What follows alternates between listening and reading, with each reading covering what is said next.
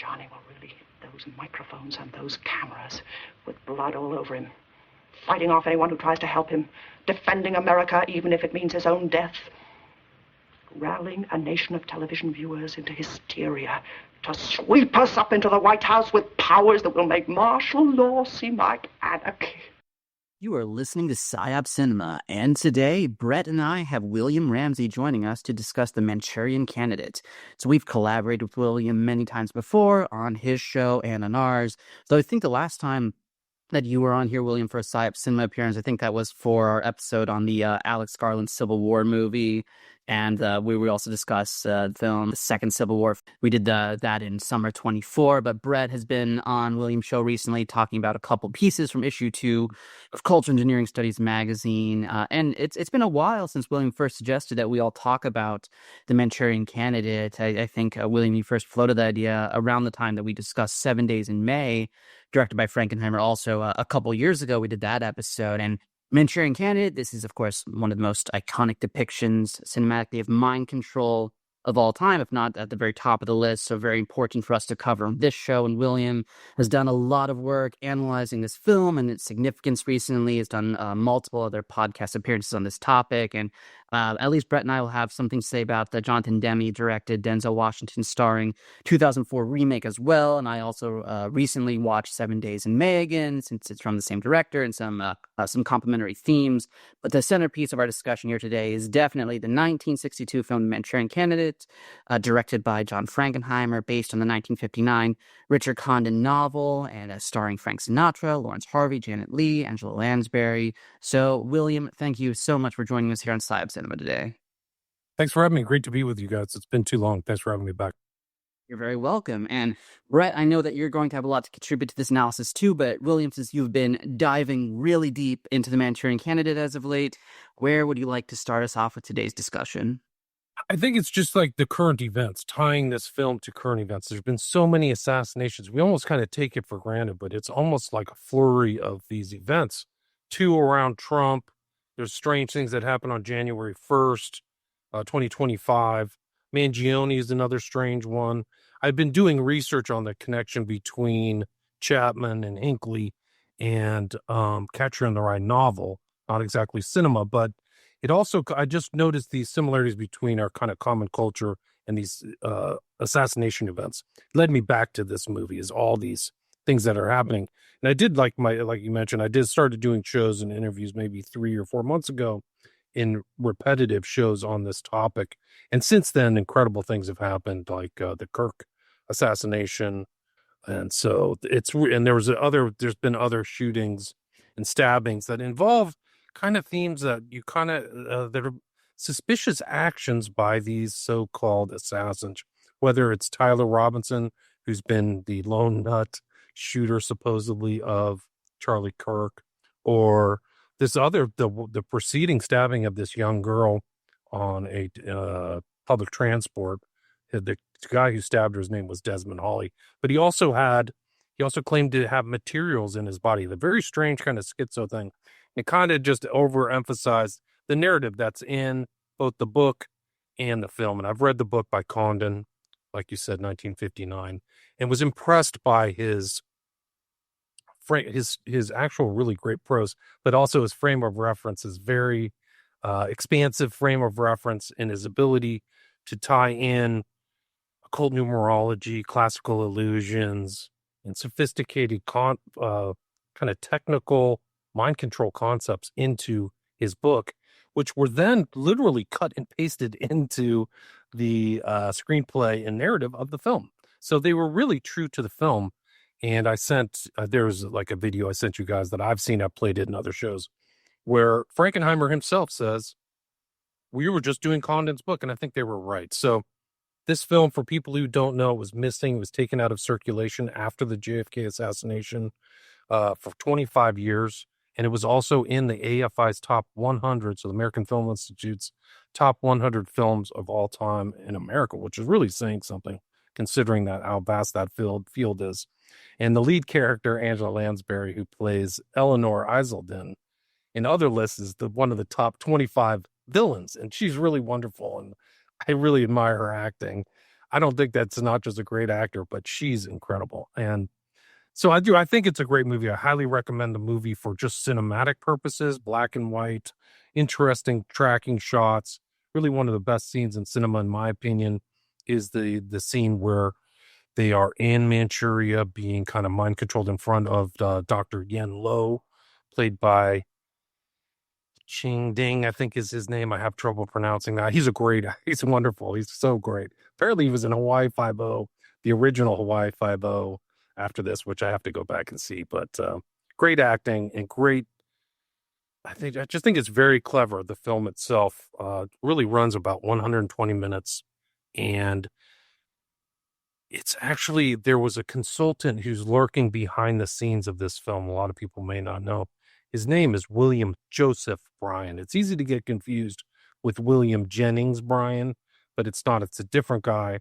But he's also friends of Sinatra, Melvin Belli, if you know that. He went on to represent Jack Ruby in the JFK situation. He's also friends with Bailey, and there's incredible ties. The fact that William Joseph Bryan is involved in this is really a important historical aspect, in my opinion, of the Manchurian Candidate. But there's a lot here to unpack. Great dialogue, and like I said, Condon is not I don't consider him a lightweight. He's kind of lost to history. People almost never mention his name anymore. For people who don't know, he wrote also Prizzi's Honor, which turned into a film with Jack Nicholson. So it's like a mob film. But he doesn't get the appreciation he deserved, in my opinion. And he actually went on to write, and I think that's how much credence authors in mind control. There's two main books that were pre-internet books on mind control. One is Search for Manchurian Candidate by Marx. The other is Walter Bauer's Operation Mind Control. And Condon writes a very interesting analysis of mind control in the introduction for Bauer's book. Very important. And it all ties together and everything. And it ties into JFK. For people who don't like the 60s, all these assassins have strange backgrounds, whether it's James Earl Ray. I know Ray is the one who shot MLK, supposedly. Sirhan, and definitely Oswald. It's overlooked, but Oswald he had a very interesting life before he was shot by Jack Ruby at the age of 24. But we can go wherever you guys want. Brett, where would you like to start into the discussion? Yeah, I think I will start on Condon because I have a lot of questions on it. And I haven't read the novel, and you have, and I have read his introduction to Boert's Operation Mind Control. Let's give a quick summary of the plot, though, to some of our listeners who might not know. They might hear this reference: Manchurian Candidate, so and so is a Manchurian Candidate. But the film is set during the Korean War. And maybe you will give some of this background, but the term brainwashing comes out of the U.S. experience in the Korean War, and I think it was CIA Director Allen Dulles who introduced it to the American public, and it had to do with the U.S. POWs being captured by the North Koreans and the Chinese, and some of these folks were going on newsreel and radio and things like that, and were speaking out against U.S. imperialism and stuff, and trying to ingratiate themselves with their captors, and this had an effect on the American psyche, such that it was easier to believe that these people were being mind controlled, or they were doing it under some kind of duress, which is true, rather than that they were doing it deliberate. And there's other movies like Time Limit, which also includes the guy who plays Dr. Yen Lo in it from 1957, which shows POWs being not mind controlled, but just basically coerced and tortured into cooperating with their communist captors. So in the film, the plot is that a platoon led by then Captain, later Major Marco, played by Frank Sinatra, is deceived by this double agent played by Henry Silva, this Korean double agent, and they end up being captured by the communists, taken to Manchuria, where they're then subjected to hypnotic mind control. which in the classical fashion, everybody knows now just from watching cinema, right? They can be triggered by trigger words, and their programming can be accessed, and they can be made to be, in this case, assassins, which is one of the most common things, is sort of delta programming, as it's called in the Monarch literature. I think there are some very subtle hints of the kind of beta sex kitten programming and other stuff here, but the person who is they're all basically hypnotized and programmed, but the most important figure here is Raymond Shaw, because the communist plan is to get Shaw into the basically into the government of the White House so he can do their bidding. Shaw's mother, played by Angela Lansbury, is in the remake they make her a senator, and this one it's her husband, Senator Iceland, who is this kind of wind-up doll for her, this kind of idiotic wind-up doll. And they use him. He's this McCarthyite figure who's red baiting and claiming the communists are everywhere. They're inside the State Department, but it's really the communists who are trying to get this guy in to do their bidding. So they use Raymond to assassinate the presidential candidate so that his mother's husband can become the vice president. Major Marco is having dreams about what really happened. So is another member of the platoon.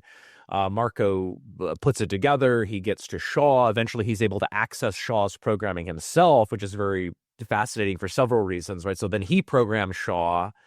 Or he tries to use the programming to interrogate Shaw, but the mother basically reinitiates his programming, and in the end, Shaw shoots the mother and the senator rather than the president, and then he shoots himself as well. And we're given to understand in the final scene that the public never really understands the truth about what happened. So, in short, the Raymond Shaw character, they're all programmed. The Raymond Shaw character is programmed as an assassin to get this McCarthyite figure in, which all of this very counterintuitive, which is what we're going to have to unpack here.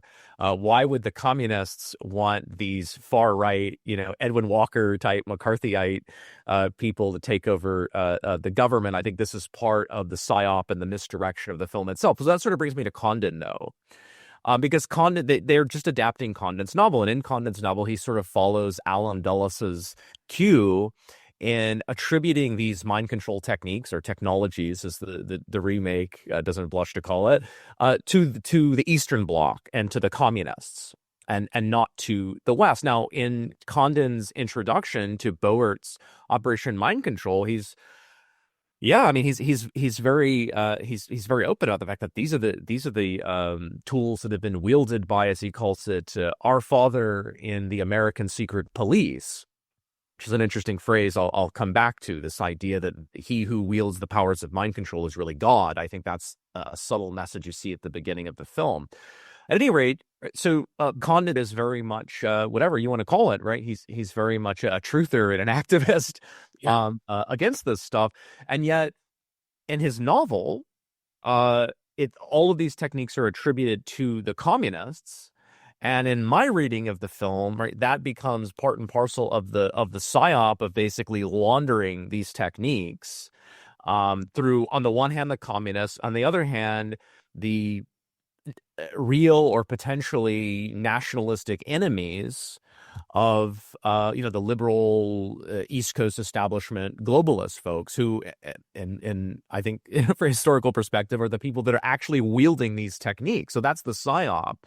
Is they're showing you in some more or less distorted fashion the techniques of hypnotic mind control, but they're putting them in the wrong place, so you don't know where to look for them or what's really going on. And I'm wondering, so where does Condon fit into this? And whatever you can tell us about the novel, I'm curious to hear myself. I think that he was really trying to expose stuff. I was trying to do the kind of research on what Condon would have seen in the 50s, and there was a lot of, back in the day, they just had magazines and things to disseminate information. And there was a lot of magazine articles by people like Esther Brooks and military people talking about mind control, thought reform, communist influence. And I think that's where Condon latched on to getting some of these sophisticated ideas.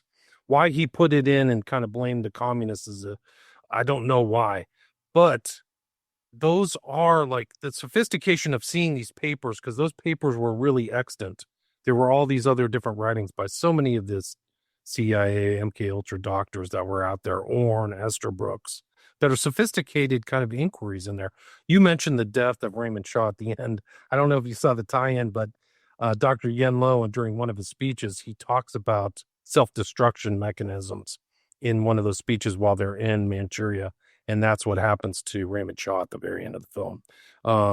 So I think that Condon's very smart. He based, if you read the intro to his novel, he based the main character on Livia, who was the founder of the Julian dynasty. Like all of her offspring went on to become emperors back in Rome, and also Roy Cohn. So he was looking at I think that he was drawing from real life events. Cohn, this manipulator behind McCarthy. So actually, you can see the Senator Iselin as McCarthy and Eleanor Iselin as Roy Cohn. So I think that's part of it. But I think that there's as far as Condon's writing, this is one of his early books, and I don't even know his politics that much. There's definitely more inquiry that I need to do on that, but I do believe that the film itself, the genesis of the film, for people who don't know, Sinatra and JFK were very close friends.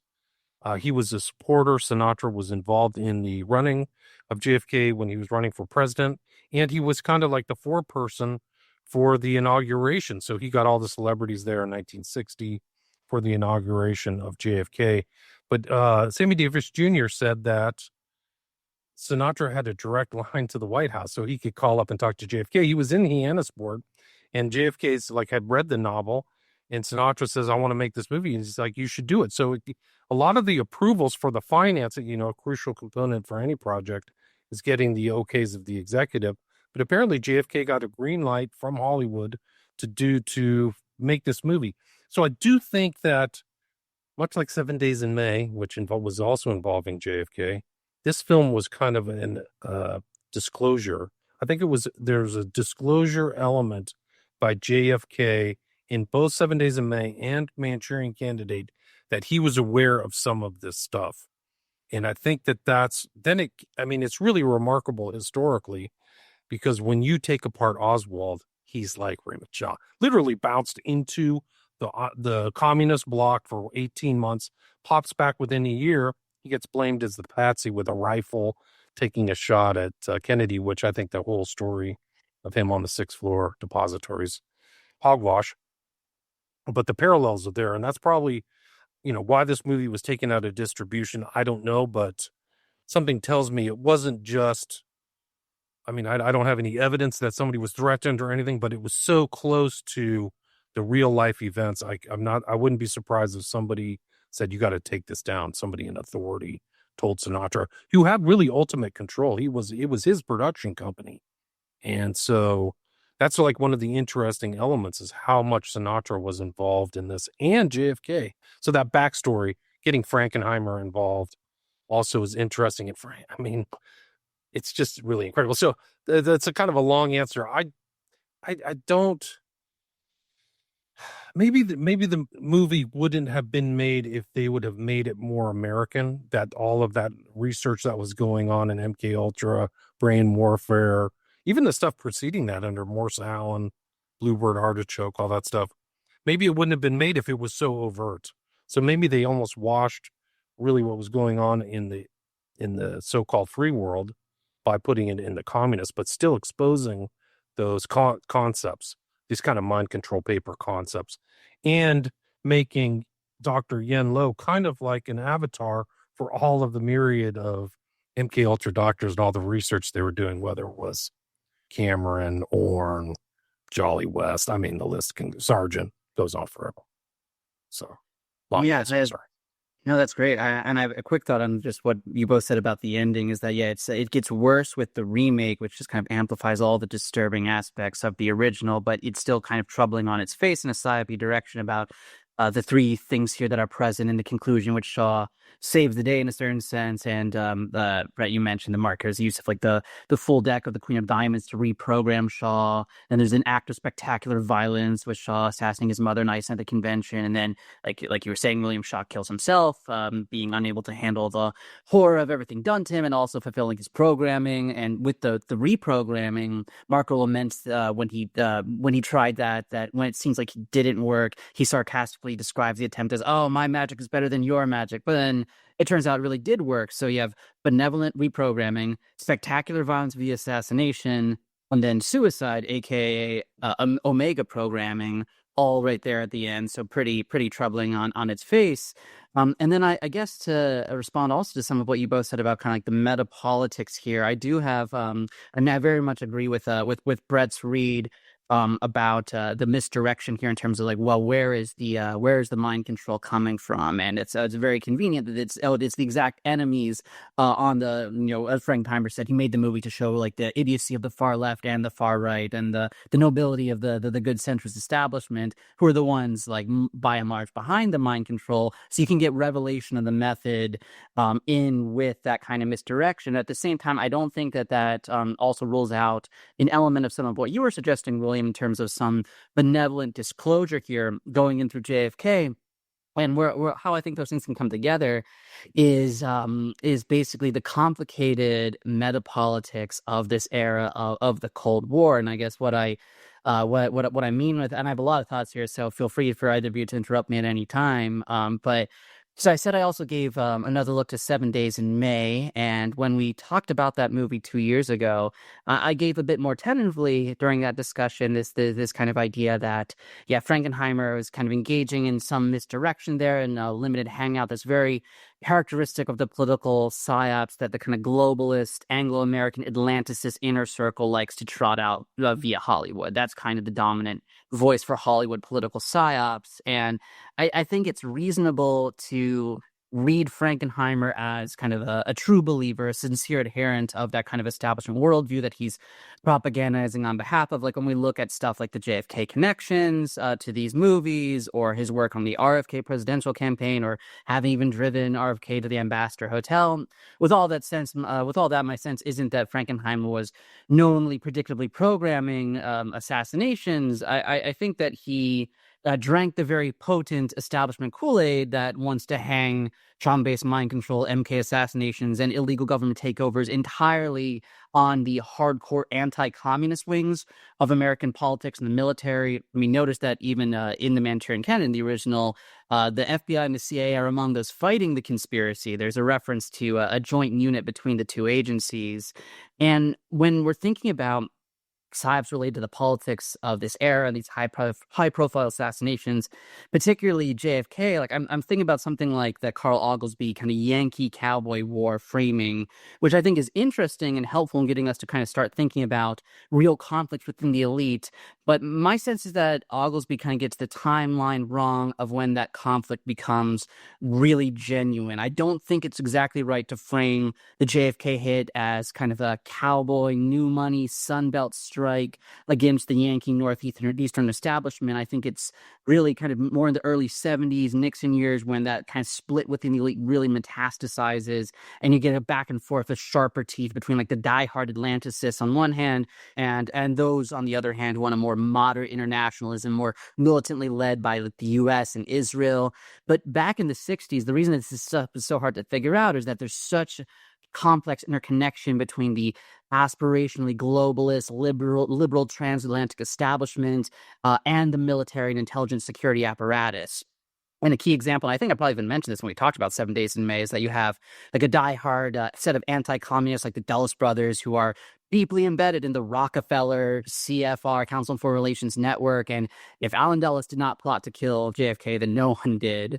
And I think it's a mistake the way that some researchers really try to single out him and other kind of malicious personalities within the intelligence apparatus and kind of abstract them from the broader globalist elite circles they were attached to. And I've also pointed out on a recent show that major globalists like Rockefeller were in support of the Vietnam War at the beginning. A war like that was perfectly acceptable within the paradigm in which the globalists wanted to manage the Cold War and eventually slide towards global dominance from the Anglo-Judeo-Satanic elite. And it's also been pointed out that Vietnam is a crucial laboratory for psychological warfare. So even though it's still the case that both sides of the dialectic, American and Israeli militants on one side, whether that's in a Reaganite or a Bush neocon context or a Trumpian mode, and then the Anglo-American inner circles on the other, both sides, I think, yes, you still could say like this is all within the broader globalist paradigm. But I think that from the close of World War II until Nixon's aborted second term, there's even more of a sense, and there is now a functional consensus between these wings and the security state working in tandem with establishment upper elites who sometimes speak in this one world language. So kind of bring this to JFK and thinking about the significance around these Frankenheimer movies, like Contra Oglesby. I don't think it's right to say that the JFK assassination was because Kennedy was on one side of the elite dialectic or the other. I just think Kennedy was indicating a level of independence in terms of disposition towards stuff like Vietnam and the broader Cold War that was threatening to the whole paradigm. And his antagonism towards Dulles and those like him in the CIA was inconvenient for the globalists, who were then happy to ideologically use violent U.S. military aggression as a rhetorical foil for their own internationalist, supposedly peaceful aspirations, but also just use that security state and the intelligence empire for their own ends. So it makes total sense to me that they would sign off on Kennedy being taken out and thus kind of actually making him into a martyr for their managed rollout of real one-worldism. And Brett and I have talked a lot about how globalist Hollywood will have no problem ever depicting American institutions as evil if the implied solution is more globalism, is more benevolent elite internationalists. I mean, even you guys talked about that with the NASA episode that Brett did on your show not too long ago. They'll happily show that, oh yeah, we faked we did this in the Cold War, we faked the moon landing or whatever, as long as the underlying agenda to that depiction is the promotion of globalism. This Manchurian Candidate movie, later on from this one, you get eventually more explicit depictions of the CIA as being behind assassinations or mind control or whatever. But here there's not even so much of a feigned antagonism towards U.S. intelligence. Some of these kind of like consensus eras, I might call it, movies like Manchurian Candidate or 7 Days in May, they just are more using the demagogic kind of military figures or kind of McCarthy stand-ins as a foil. So that's kind of what I think is going on. I think that's the meta framework for these Frankenheimer movies, if that makes sense. Makes sense to me. Like, there's a lot of background there. There's a lot of context. Like, and the MK Ultras thing is left out in the JFK thing. It's in this film, right? The mind control elements. But lest we forget, JFK fires Dulles after Bay of Pigs in 1961. This is the guy who rubber stamped MK Ultra, right? The head of the CIA, and had that famous brain warfare speech where he's talking about collective and individual applications of mind control and stuff like that. So, and then, right, sits on the Warren Commission in 1964. Like, he's that element, almost all JFK researchers kind of leave out the mind control in an overt sense. But then when you read their books, they talk a lot about hypnosis and how strange Oswald is. And a lot of people, and then later researchers kind of glance over because they're not looking for it. I think it's out of sight, out of mind, but it's a really important element of the JFK assassination. So in one of my presentation, I call this kind of one of my talks, the Manchurian Candidate, fiction to fact, because so much came out of fact and was put into the book and then the film, and then it reflects kind of what happened just there like a year later, which the anniversary is coming up on November 22nd, 1963. Really important date, right?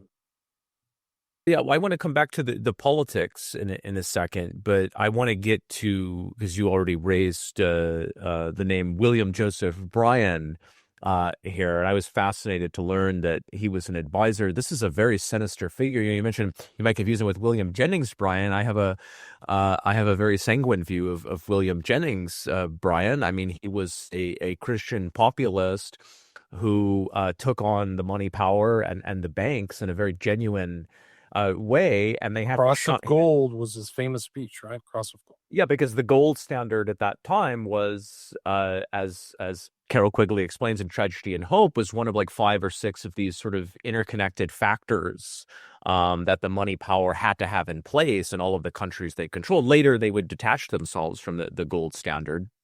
But William Jennings Bryan had to be shunted out of the position of Secretary of State by Wilson, so that they could get what was it, Lansing in, and so that they could get that union with Britain in place, because he was going to be a stumbling block to that. Bryan was going to be a total stumbling block to that aligning of the U.S. and Britain, what would become the special relationship, but was in fact an extension of the Rhodes-Milner plan, basically, that would come to fruition in the early 1920s as the Council on Foreign Relations and would become more or less formalized. So I see William Jennings Bryan as really, as a hero in American history.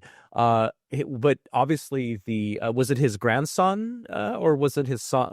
What was there? His nephew? What was William Joseph? Joseph supposedly has a vague connection to the Bryan clan, and some people have done research into this, and they haven't made anything definitive. What it looks like is that the William Joseph Bryan was the son of vaudevillian actors. So this guy who got into hypnosis in a big way literally had an institute for hypnosis and traveled around the country and taught people. And his main office were like on Sunset Boulevard, about 3 blocks away from the current Comedy Store. I don't know if people can envisage where that is, but he had a kind of a main spot right there in the center of Hollywood. But the real connections between William Jennings Bryan and William Joseph Bryan have not been established as far as I can tell. Well, first of all, I want to go back to William Joseph Bryan, but this is fascinating that he comes from a lineage of vaudevillian actors, right? Because we've already got this connection established between hypnotic mind control, or the rudiments thereof, and acting. And I was just, right before we went on air here, I was just looking at the background of Lawrence Harvey, who plays Raymond Shaw, which is fairly fascinating. And his daughter, Lawrence Harvey's daughter, is Domino Harvey, right? Who becomes the subject of the Tony Scott film Domino, and she goes from the fashion industry into becoming this bounty hunter. A movie is made about it. Anyway, Harvey's background is how do you say, right? It's intriguing and rather sauce. But anyway, he seems to fall. He's 15 years old. His family moves to South Africa. He's by the way, he's born in Lithuania. He's a Jew born in Lithuania. His family moves to South Africa. And at 15 years old, he joins the entertainment unit of the South African Army, and he falls under the influence of this guy named Sid James, who managed the unit. Sid James's real name is Solomon Joel Cohen, also Jewish, and he comes from a vaudevillian acting family, and I've encountered this with the Barrymores, for example. That's an acting family that goes back all the way back to India, generations and generations. And you find all of these overtones and undertones of hypnotic mind control. And now it's now we have the whole Illuminati thing and all of these, what Thomas has called IMSAs, Illuminati mind slave artists. And it's fairly common knowledge, at least among conspiracists, right, the relationship between the entertainment industry and mind control. But yeah, fascinating to discover that William Joseph Bryan comes from a vaudevillian family and is connected to the entertainment industry. But what is your source, by the way, that he was involved with the Manchurian Candidate? And can you tell us more about his involvement in the production? There's multiple sources. So there's one is a Fenton Bresler book where they mention it, and another is another book by Melanson, who writes this he wrote a book about the JFK assassination. I'm sorry, the RFK assassination. So there's multiple sources, but there are sources that tie him to Sinatra. So William Joseph Bryan was in the Jimmy Dorsey band, I believe is what it was called, which is kind of a big band. That's where Sinatra got his start singing. So this is like the 40s. And William Joseph Bryan was a drummer for that band.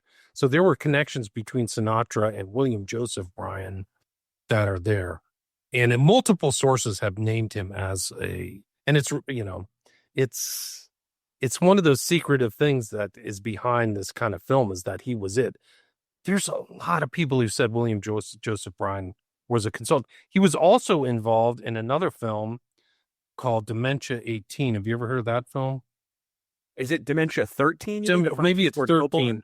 Yeah, Francis Ford Coppola. Yeah, that's a film that's actually technically the directorial debut of Francis Ford Coppola, although he's disowned it and said, I was just doing a job for Roger Corman, who, by the way, is going to appear in the remake of The Manchurian Candidate, but it's getting ahead of ourselves. It was surprising to see him pop up in that one too. I was surprised. So there's weird ties like that, but he's definitely William Joseph Bryan is named in that. He was also involved, I believe, in an Amazing Stories thing where it's about hypnotism, and it featured Vincent Price.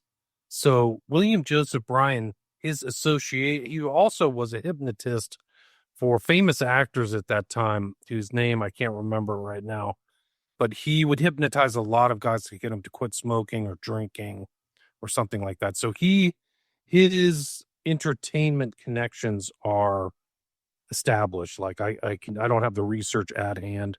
It wasn't kind of a main thing about my Manchurian Candidate, but it was important that he was there, and he's around the JFK and the Manchurian Candidate and Sinatra. And all these people have this thing in common. They're all really Casanovas. That's a nice way of putting it, but they are all womanizers. Bailey, Sinatra, and William Joseph Bryan, who there's records of him. He got censured by the California State Board for doctors of medicine. He also a super bright guy. Wrote a bunch of books, was both doctor and a lawyer, which is really a double doctorate. But he was censured by the State Board for inappropriate conduct with females, is a nice way to put it. He's unquestionably involved. I mean, it's right there in his bio. He was involved in Project Artichoke, MK Ultra, although no one can quite say exactly what he was doing. This is extraordinarily suspicious, but you're at the pattern of the sexual abuse by these doctors. I think it was one of the assistants of Dr. Robert Heath, who is the infamous MK Ultra doctor at Tulane. One of his assistants was in prison for sexually enslaving. I mean, look this up, like 6 or 7 different of his patients. And by the way, Oswald shows up at Tulane at an LSD party. Right. We're using LSD stolen from Heath's lab. I mean, we can go on and on with. No, it's incredible because Oswald is also like under the aegis of Ferry, who, according to one author, I think it's Ken Thomas, said Ferry was definitely hypnotizing Oswald. He was hypnotizing him before the assassination. There's also Oswald is involved in another hospital too. So he went up to Clinton, I believe Clinton, Louisiana, and he's seen one of the critical things about the Garrison kind of criminal trial is that he's trying to place all these people together, but there are witnesses who see Clay Shaw, Knight of Malta, and Ferry trying to get Oswald a job in a state hospital for some strange reason. The guy has no medical background. Why are they trying to get him into a hospital? So it's pretty crazy. Yeah. No, there's components of Oswald, like you bring that up, that are overlooked, that are really one just kind of as a side note, and it ties in between this Manchurian Candidate in real life, is this concept of handling. So there are handlers of Raymond Shaw, right? He goes from Dr. Yen Lo, and then Chung Jin is kind of his handler. He's kind of like his military. He goes in and becomes his secretary or whatever, his butler, but he's really his handler. Then he's handed off to Eleanor Iselden to do the final training for the assassination. Oswald has weird people surrounding him his whole life. Kerry Thornley, who's just an interesting figure in himself, is with him in Atsugi, and I think even back at the California base, who goes on to write a book about Oswald before the assassination. And George de Morange, everyone who's admitted CIA is his best friend, and yeah, right. Good friends with JFK's wife. Like they're friends in the kind of high living New York glitterati. Oh yes, George de Morange just happened to be dating Jackie O. Yeah, no, I mean these are crazy connections. This is all really pre-1963 stuff. Like they're close friends. With de Mohrenschildt, there's also this woman Macmillan who went on to write a book called Marina and Lee, which is supposedly the definitive book about these two, which takes 400 pages to say that Lee is a disgruntled lone nut, you know. And then it turns out like all these documents come out of the CIA drops, and she's getting paid by the CIA. So, and she has multiple names, and she runs into Oswald in in um in Russia, like even before he's left. So he's escaped. There's all kinds of stuff of Oswald being managed in Russia, and strange things at hospitals, Minsk Hospital. And Atsugi, we know, just to follow up, like you mentioned the LSD stuff. He's also the LSD things are happening at Atsugi. They offshored a lot of the research because there's no oversight. Nobody's going to look into it. So that's why they have McGill in Canada and Atsugi. We know they were doing LSD experiments before Oswald got there, because once Frank Olson got defenestrated, literally like was thrown out of a window, in my opinion. They say he committed suicide. In 1953, there was a missive sent by none other than Dulles to Atsugi saying, stop your LSD research. So we know for a fact they were doing that, means that they were doing research there. Well, and it's not a case too where, look, we can show that every second person that Oswald knew, including Ruth Payne, he was living with everybody, was CIA. No, it's the paymaster in Japan, the CIA paymaster that was there after. Okay, admittedly, it was there after Oswald, has gone on record to say that Oswald was being paid by the CIA and that his job was to infiltrate communist enclaves in the nightclub scene in Japan, and that he contracted sexually transmitted diseases in the course of duty. It's on his record. This was in the course of his duty and stuff. So, I mean, and then goes in the hospital mysteriously for 7 days. What's he doing in the hospital for that long? For a venereal disease. Yeah, and this is a common thing of these guys. And that's the whole thing that keys back into Manchurian Candidate, is the handling of Raymond Shaw in the U.S. is at a hospital with a fake wing, right?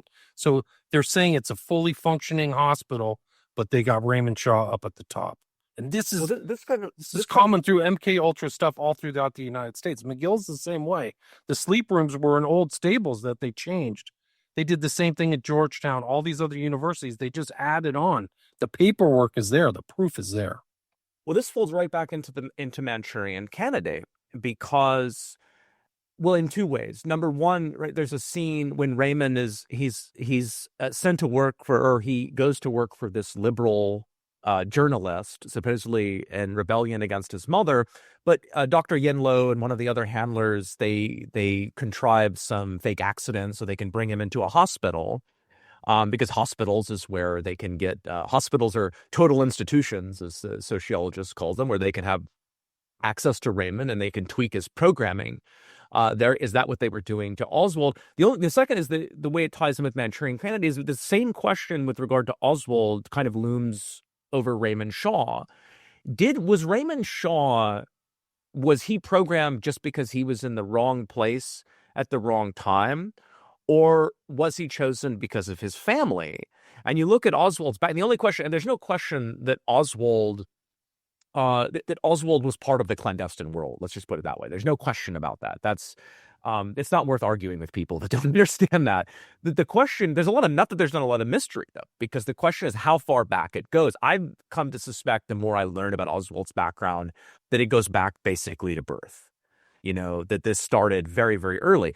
And there are intimations of the same thing with regard to Raymond Shaw, not only because of the political connectedness, but also the evidence of sexual trauma, which is there in the novel. It's more subtle, and in the movie, that there's an incestuous relationship going on with the mother. And this is something that we've learned. It's not subtle in the novel. Yeah. She is having sex. She's basically has hypnotized her son and has sex with him, and he's traumatized by the memory of it. And she has been abused by her dad when she was 10 to 16. So it's intergenerational sexual abuse. And it is crazy because in the novel, Condon knows these kind of things that are in mind control. She's sexually abused in an attic, and there's carousels in the novel too. And these attic and carousel motifs are also included in the Catcher in the Rye and some of these other more modern stuff.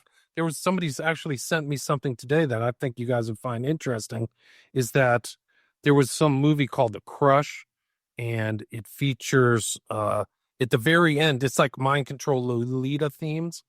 And then at the very end, she like burns down the house in the attic in a carousel. So like they included the mind control symbols. It has Alicia Silverstone's from 1993, but I like, remember it's that not there by mistake. Yeah. I remember that the carousel, by the way, in the remake, and toward the end, I'll maybe run over some of the monarch symbols and tropes that are more subtle. But in the remake, when the Denzel Washington character who plays Marco, he plays the Frank Sinatra character in the remake, when he's brought to the apartment by the lady who's the stand-in for the Janet Leigh character, who's explicitly made to be a handler, there are some very remarkable posters on the wall, and one of them not only is it of a carousel, but it has the word carousel on the wall. That's right. I remember that. Yeah, it's remarkable. They're doing that intentionally. So all those kind of mind control tropes. I interrupted you. You were talking about Oswald. I was trying to finish off the handler. You mentioned Ruth Payne, right? That was his last handler. So we went through Thornley, Macmillan, Ferry. Shaw is definitely a handler. DeMoor, Schilt, did I mention that? And then the last one is Ruth Payne, right? Ruth Payne, literally, there's a really good movie called The Assassination in Mrs. Payne by Max Good. Highly recommend watching that because he goes really in detail about how sus Ruth Payne, who'd recently died at 92, she took a lot of secrets to her grave, ties into real world events. The so-called package of the rifle that Oswald took to the book depository was found in her garage in Irving, Texas. And that's, tied him into the killing, and he was the shooter. But she actually did some weird drive where she drove all the way to like the epicenter of the Eastern Elite. Like she went to Massachusetts and then went to an island like south of Connecticut that was owned by either the Wrigley family or one of these big families. Then she drives south. She goes to New Orleans and picks up Oswald and drives him to Dallas and puts him into place. She's his handler. Her Marina and Oswald's mom live with her in Irving, and that house is like now a museum. And she's the one who gets Oswald the job at the Texas School Book Depository. And she's on record in the 80s working for the CIA in Central America. Right. Yeah. So that's what they call her. Too many coincidences here. Get this. This is an even greater coincidence. There is one of her friends is this woman named Bancroft. She has a friend named. They're heirs of kind of Eastern elites. She's definitely connected. Her husband's involved in like Bell helicopters, and there's a great, amazing story just about her. You could do a whole show about Ruth Payne. One of her friends is Bancroft in the 30s. They're traveling around Europe together. They're carousing. It's kind of like the flapper hippie. They're into free love. They're, cavorting with men and living a high life with this woman, Bancroft. They separate. Payne kind of comes back to the States. But Bancroft is multilingual. She knows stuff.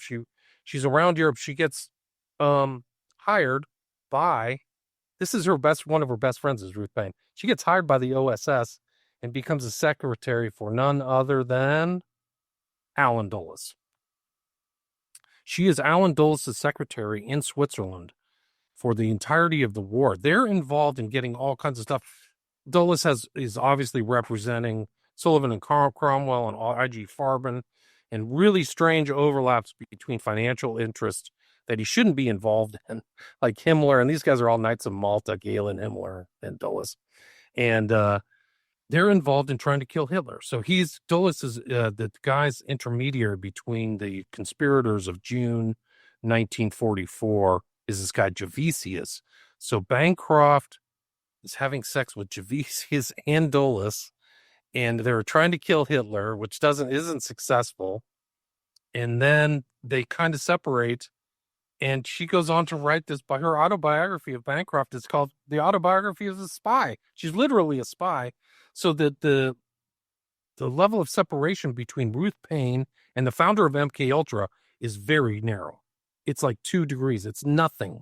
Like she's literally best friends with Bancroft. It goes on. She becomes friends with Luce too, who's mentioned in Catcher in the Rye, and buys the Zapruder film, right? So she's like a spy. It's just these people how they cross-pollinate with each other is incredible. All left out. Ruth Payne is at the Warren Commission. She's telling her story. People can't figure it out, but they leave out the background that she's literally close friends with Alan Dulles' lover. Like, Yeah, both Bancroft and Dulles' wife were at the same time patients of Carl Jung, which is interesting. right. So, That's the whole story. You have to read her autobiography, because she goes into Jung all the time. She's talking to Jung. Jung's mentioning Dulles, so they know each other because they're both in Switzerland. And then, so that means Oswald, if you take Oswald to Payne to Bancroft to Dulles, he's really not that far away from Dulles.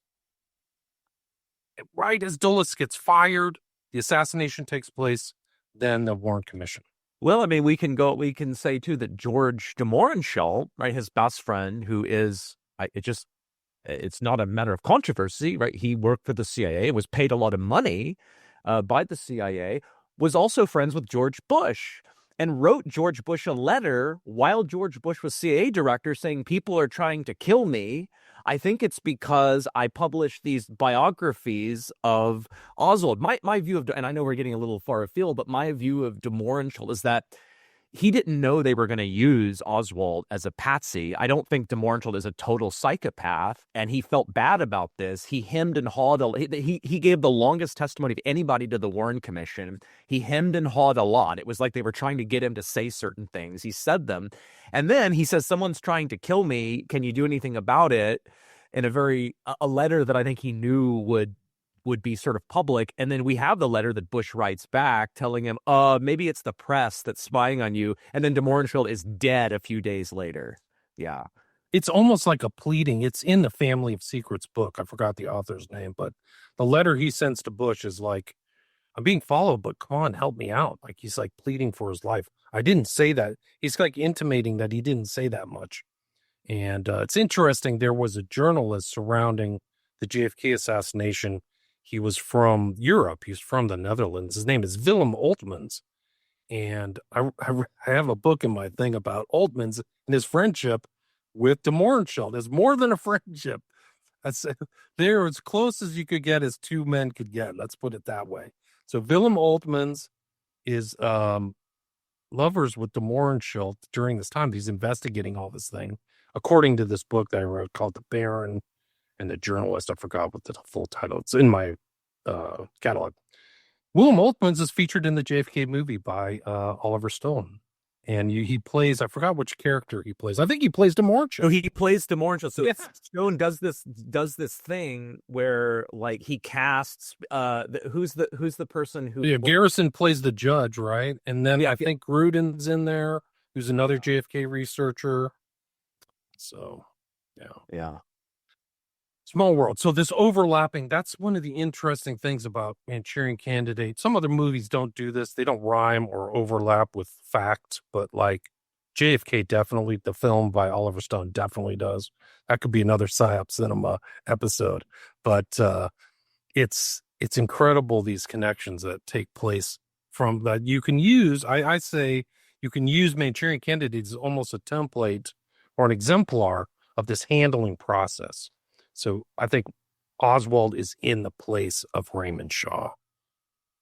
He is definitely being handled. Yeah. And thinking about like all these all these connections. I mean, I think I mentioned this like back when we like did like talk about some of these same dynamics like 3 years ago when you first came on the show, William. But Ruth Payne's mother-in-law, and her husband Arthur Young, interesting couple because Ruth Forbes Payne was an outspoken world federalist type, and Young was this inventor who was also like a proto New Age process philosophy type.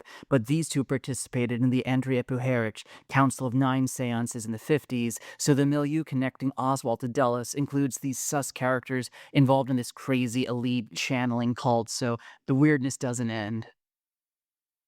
One other aspect of the Angela Lansbury character, which is the entire like Dark Mother archetype that I talk about quite a bit on the show, and the connection of that to mind control.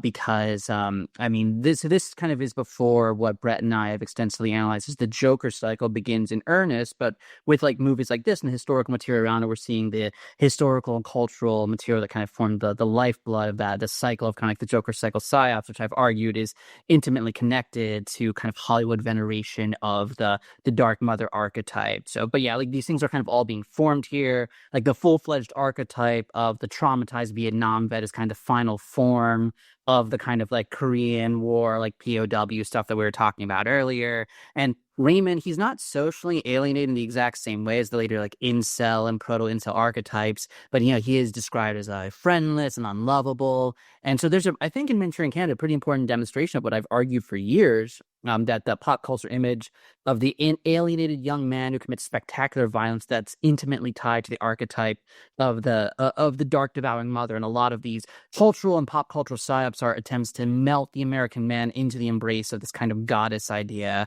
which has long, I think, been the some ways secret, some ways plainly visible center of Hollywood spirituality. When you just look at the content of Hollywood movies, a ton of examples of that we've discussed on the show. And so here we have one of the most iconic depictions of mind control in any movie ever. And the movie spends a pretty good portion of its running time showing that this is a man trapped in a dark, destructive, mother-bonded relationship. In fact, we've indicated his mother is the key American player in the conspiracy that's destroying his soul. And it's very important that the movie on a couple occasions uses that spiritual language to describe the mind control that Raymond has been subjected to. But we see that there's all these narcissistic, manipulative, ruthless aspects of the Angela Lansbury character, and then the incestuous undertones with a full-mouth kiss at the end that is much, as you're saying, William, way more explicit in the novel. And then the casting of Lansbury for this is significant, as she is a true veteran of mind control cinema. Many examples, but one is that we referenced her not too long ago when we were talking, Brett and I, with Carrie Elahe, and talking about her background in some of the movies that she was programmed with. One of them being the Monarch animated movie The Last Unicorn, in which Lansbury does the voice acting for Mommy Fortuna, have a Mother of Darkness character. Also interesting that Janet Leigh is here in the film too, and the movie's some of the more surreal sequences coded blatantly enough as a handler that mainstream audiences and critics were meant to notice that, and they did. And this is 2 years after her iconic turn in Hitchcock's Psycho, which is maybe like the central text for Hollywood obsession with the violent man bonded to the dark mother archetype. So all this together, I think, with Eleanor, with that character, we get a very clear statement in Manchurian Candidate that one function of mind control programming is the degradation of the modern American man. In this case, this demoralizing depiction of the image of the decorated war hero by bringing that man into slave-like control of the devouring mother. I thought it was interesting how clear that's in the text here.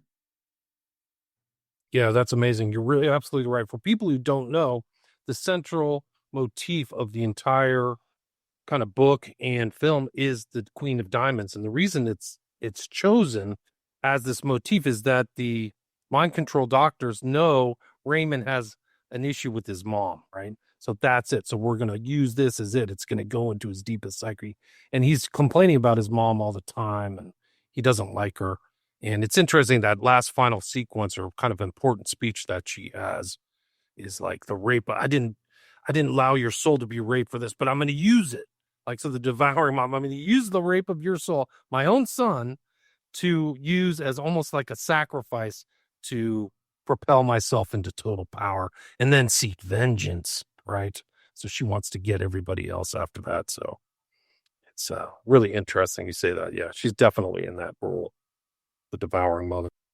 Well, yeah, to stay on the psychosexual elements of this movie, I don't know if you noticed, William, in the the penultimate scene, the assassination scene, or right before that, when Raymond holes up in this sort of booth in preparation for shooting the party's presidential nominee, there are all these, semi-pornographic. I mean, that's all you could get away with at the time. But for some reason that's not explained, there's all these semi-pornographic images surrounding him in the booth. And it immediately made me think of, I know we talked about the parallax view. We did a whole show on the parallax view and the famous programming sequence and that, or the psychological testing sequence, or you want to call it. There's all of this sexual imagery juxtaposed with violent imagery, other types of imagery. And then I'm thinking of Time Bomb. I don't know if you've seen this movie, Time Bomb, from the early 90s. It's I call it a Monarch movie. I analyzed it as in one of our premium episodes in the Monarch series. It's actually directed by an Israeli intelligence agent, a quote former Israeli intelligence agent who's done 2 Monarch movies. I've analyzed Doppelganger and Time Bomb. I analyzed them together, but in that one so Time Bomb is a movie where they it's not just the mind control isn't a subtext; it's just part of the text of the movie. He's been mind control is an extension of Project Bluebird, which of course was another precursor to MK Ultra, and sexuality is really central to his programming. All of this sexual imagery, and which gets triggered, and it comes up again in the film, and then in A Clockwork Orange, as well. You see that in that type of programming, you see the use of sexual imagery. So I think that's significant that you see that at the end. It's like that has something to do with his programming, the images that are put up in that booth, those semi-pornographic images, which you could get away with at the time.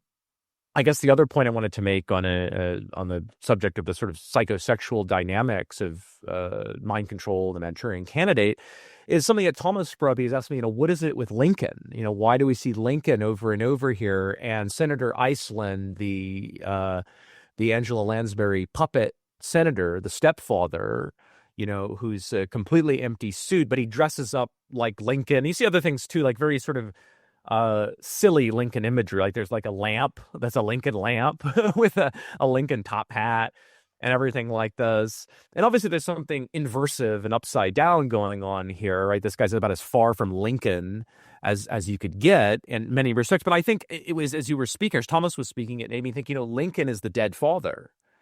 Lincoln is Raymond's dead father. This is the good father, the real father. And it's like the dead, and it's also telling us that the father's dead in America. The good father is dead.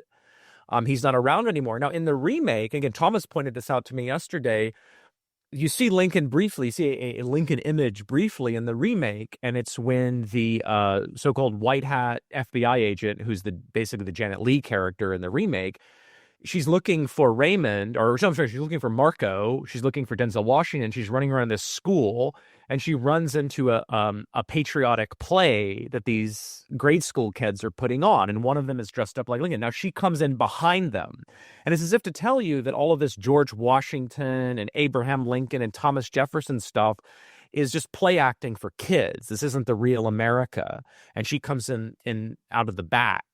So it's like there's almost a progression here where in the 1962 Manchurian Candidate, there's a sort of the ghost of Lincoln. I mean, we're sort of dancing around on Lincoln's grave, as it were, on the dead father's grave.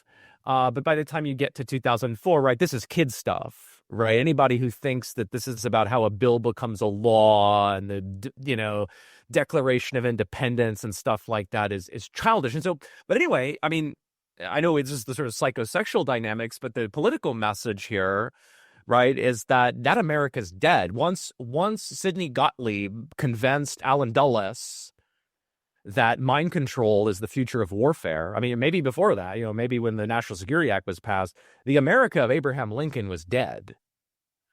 And then we get this America that's, of course, sexually debauched and has no more connection to its own, puritanical moorings and stuff like that, too. So anyway, all that stuff jumped out at me. But I did want to get your reaction to if you notice all of the sexual imagery in the booth in his assassin's nest.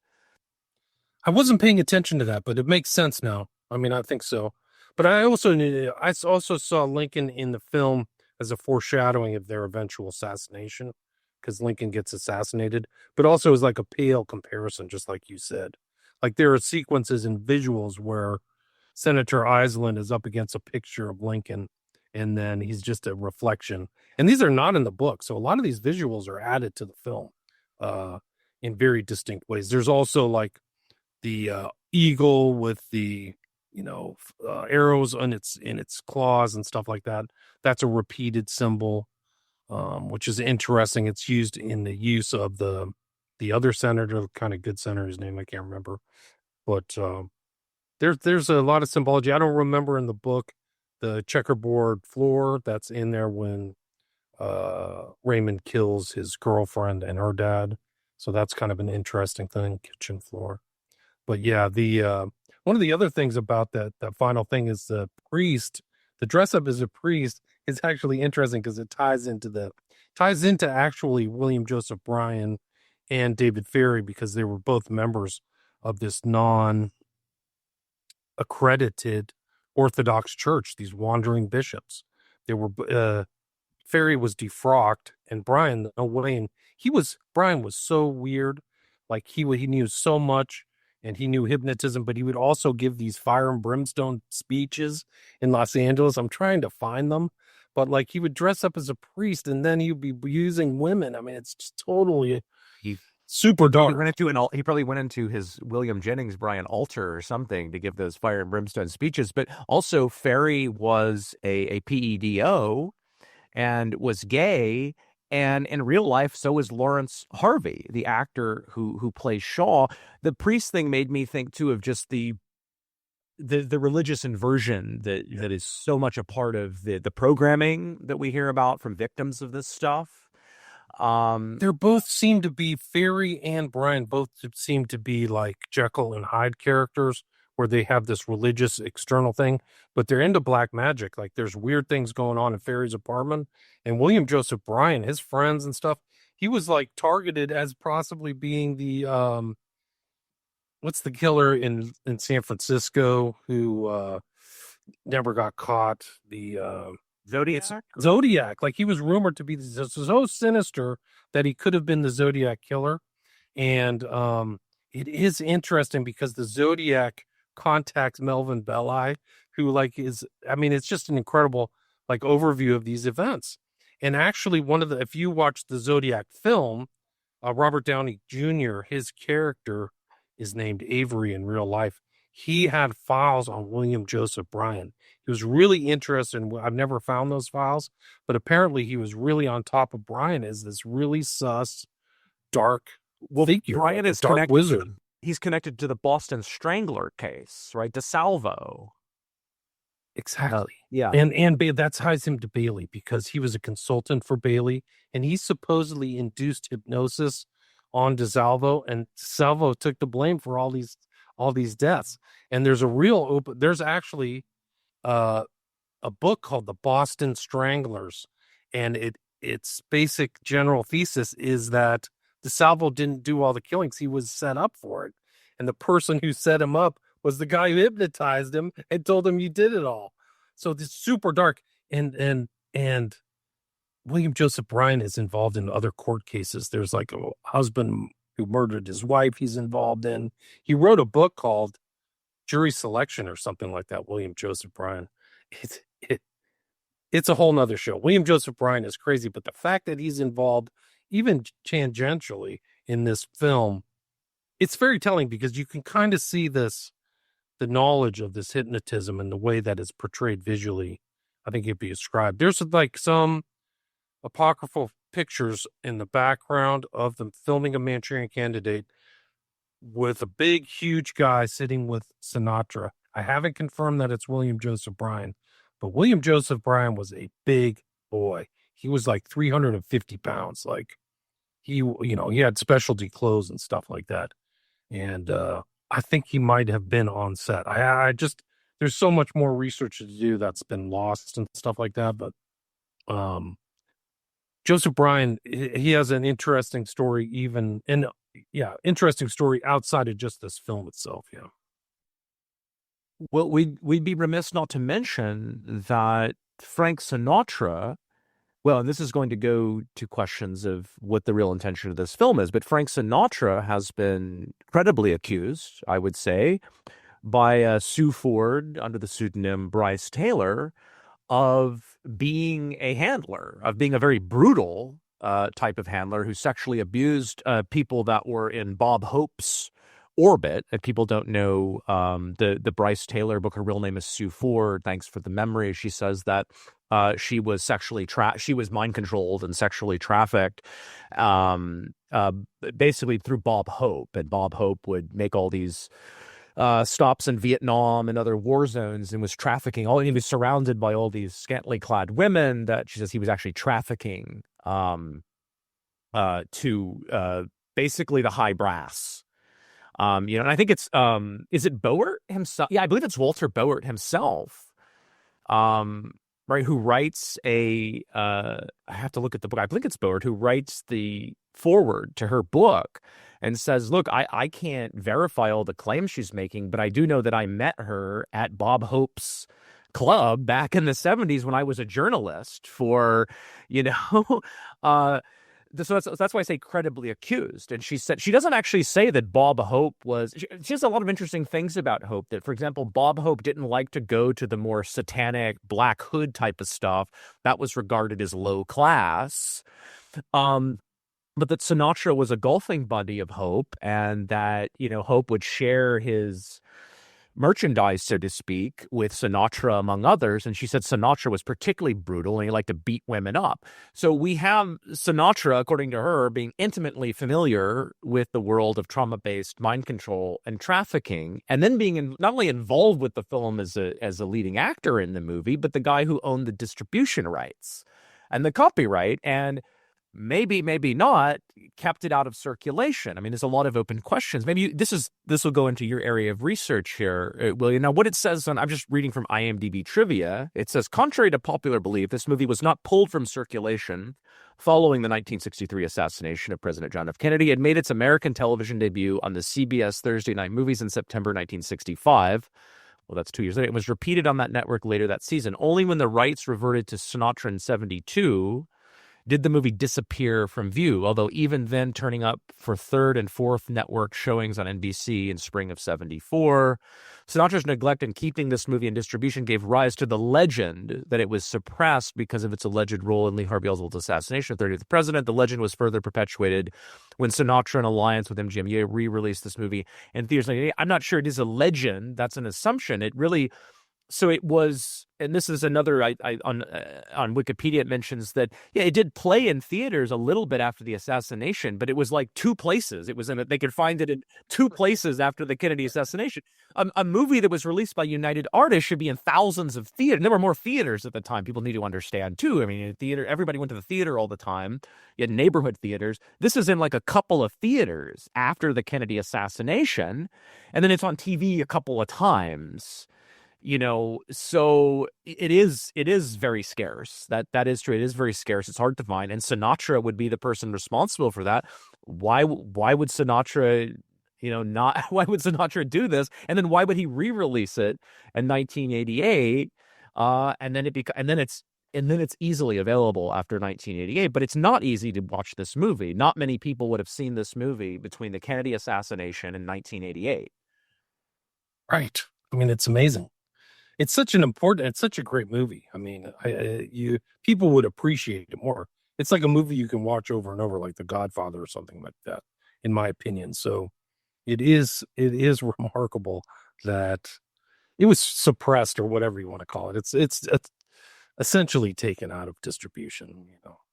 It should be talked about. Like it's kind of, since I've been talking about it, it's kind of reached back into the zeitgeist. I've seen other people kind of mentioning Manchurian Candidates again, because they're starting to see this connection between the film or the concept and some of these strange assassins who do weird stuff and then kill themselves, right? Just like the movie talks about.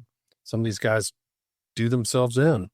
But yeah, I mean, the Sinatra thing about the mind control, Bob Hope mask, right? Eyes wide shut. It's right there at the final sequence, or the sequence when they're in the ritual thing. Bob Hope has a really interesting back. He was part of a lot of secret societies and stuff like that. But he was like the top entertainer at one point. I think he actually used to go to the Korean War. Like he would go entertain guys in Korea. So it's an interesting tie-in. But these stories, it's hard to validate a lot, but they're more believable now in the context that Sinatra might be a handler and all that stuff, especially if he knows Joseph Bryan and he's friends with a lot of these people and he's in the underworld. Well, and there's this he's mafia, right? I mean, Sinatra is flat out mafia. Yeah. I mean, that's where his career came from. Maybe you can talk more about these overlaps between the mafia, politics, and the entertainment industry. And a lot of it, kind of centers on Peter Lawford, the JFK's brother-in-law and the producer. And I noticed that Henry Silva, who plays Chun Jin, the double agent, and who's a very interesting actor, he's in a Peter Lawford-produced movie in 1963 called Johnny Cool. If you've ever seen this movie, if you have not seen this movie, you must see this movie. Spoiler alert. So it's about a mob. It's about a mob figure a guy who's sort of upsetting the pecking order in the mob. He comes over from Italy. It involves post-World War II, so I won't give people the whole synopsis of the movie, but the ending is chilling when you watch the ending, because it's the obvious implication is that the Johnny Cool character played by Silva is not just going to be whacked, he's going to be traumatically brainwashed so that he can be used in mob operations. And mob operations are more or less coextensive with deep state operations during this period. So this Peter Lawford directed movie with Henry Silva from Manchurian Candidate, or Peter Lawford produced movie, has the main character being, maybe people didn't know what they were looking at the end, but it's unmistakable, right? He's not going to be killed. They've captured him and they're going to brainwash him and use him in operations at the end of the movie. So everybody in these circles, Lawford, Sinatra, JFK, they knew this was going on, you know? I think so. And they're all surrounding Marilyn Monroe too, right? Aren't they all like her? And she supposedly had like some kind of programming. Did you ever find any evidence of that she was like beta programmed or something? Yeah, I think there's tremendous evidence of that. Her handler, who is this psychiatrist, Right. You know, and I think, and then the circumstantial evidence that you get through the whatever you want to call it, the kind of lore of the monarch world, that she was sort of the original diamond slave. And of course, there's Candy Jones, the programming of Candy Jones, and the fashion industry at the time. That there's no question her brain was tinkered with and tampered with by multiple people, but she was at the end, and in the last year plus or several months of her life, she was almost never absent from this doctor for very long. And in fact, the housekeeper or whatever, who's extremely sus, doesn't call the police when she's over. She calls her handler, and he has access to the scene for hours before the police ever get to examine the body and to see what's going on. Yeah, I mean, and then of course, and there's evidence she's a spy as well. She has a high security clearance. She's able to go in and out of the Lookout Mountain facility in Laurel Canyon. She's asking Kennedy, you know, she has all the, you know, of course, she has this dalliance with Kennedy. But when she has lunches with him and stuff in the presence of other people, she's asking him, her main area of concern was asking him about nuclear tests. So this gives rise to the question: is she some kind of double agent? You know, and we're getting on the other side of the looking glass here, right? Because the movie itself is trying to confuse what's even going on politically, what the playing field looks like politically here. Because it's not about communists. It's not about Eastern Bloc versus Western Bloc, right? It's not about communists versus the free world. Okay, right? It's really, that's a dialectic that's being offered to the public. What's behind it is globalism. What's behind it is another, and that's not to say that there's necessarily a completely unitary bloc behind it, but there's a cryptocratic politics that's hiding behind this. And that's my suspicion of what's going on with this movie, is that, listen, if you were on the ground floor of, let's call it, scientific mind control, you know, because there's forms of Svengali, like there's the occult spin. I mean, there's all kinds of forms of what you call mind control, loosely speaking, before this. But the application of the cybernetic view of the self with modern technology and all these things to sort of, if not create, at least create what seemed to be the real possibility for just mechanically mind-controlling human robots in the future. And you have Sidney Gottlieb convincing Alan Dulles, the head of the CIA, that this is this is the future of warfare and therefore the future, according to a certain point of view. If you're on the ground floor of that and you see what's going on, you must suspect that the public is going to get wind of this in one way or another, sooner or later. And indeed, Alan Dulles goes out and says, hey, the communists are brainwashing people. They have this new thing called brainwashing, which actually we're doing. Okay. So, and this is a tactic we see. It's disinformation. You're not just going to hide it and say there's no such thing going on. You're going to confuse the public about it. Okay. You're going to confuse them. What's going on, what it really consists of, who's doing it, why they're doing it, how they're doing it. And that's my suspicion of why this movie is being made. I can't speak exactly to the motivations of all of the individuals involved, whether we can take them individually, Frankenheimer, Sinatra, et cetera. But in the big scheme of things, I think that's why this movie gets made is that, look, it's the brainwashing thing is already out there. It was put out there by the CIA, the idea. The communists are doing it. So this movie follows in the footsteps of that, right? It follows that trail. And what it does is it thoroughly confuses the viewer. And I'll say more about this after I give you all a chance to respond, but I think there's obviously revelation of the method going on here. It's the viewer that's being mind controlled. And part of the mechanism of mind control is, how do you say it, shocking and disturbing and disorienting their sense of patriotism. I think and that's part of the Lincoln imagery as well, or confusing the communist with the far right. The viewer isn't going to know up from down.